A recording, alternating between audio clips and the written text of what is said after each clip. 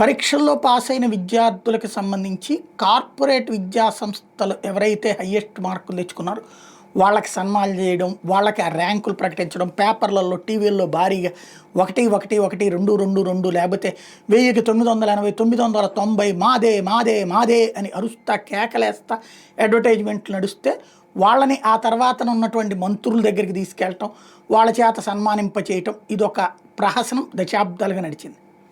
అలా కాకుండా ప్రభుత్వ పాఠశాలల్లో హయ్యెస్ట్ మార్కులు తెచ్చుకున్నటువంటి విద్యార్థులు, ప్రభుత్వ కళాశాలల్లో హయ్యెస్ట్ మార్కులు తెచ్చుకున్న విద్యార్థులని ప్రోత్సహించేటటువంటి కార్యక్రమాన్ని నారా లోకేష్ తీసుకున్నారు.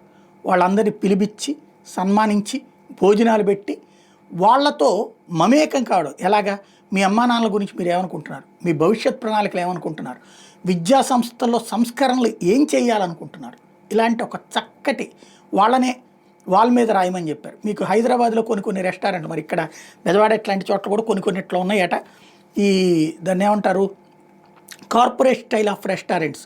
మనం తిన్న తర్వాత అక్కడ ఒక గోడ పెట్టి ఉంటుంది, ఆ గోడ మీదన మన దగ్గర పేపర్లు పెట్టుంటాయి అనమాట. అది ఎట్లా ఉంది అన్నటువంటిది టేస్ట్ రాసి అక్కడ అతికించడం అన్నటువంటిది. అట్లాగా ఇక్కడ ఈ వ్యాపార సంస్థలు చేస్తాయి, కానీ అవి వాళ్ళు చూసి దాంట్లో మార్పు చేర్పు చేసుకుంటారు. కానీ విద్యా వ్యవస్థలో అట్లాంటి ప్రయత్నం చేయలేదు ఇంతవరకు. లోకేష్ ఆ ప్రయత్నం చేశారు.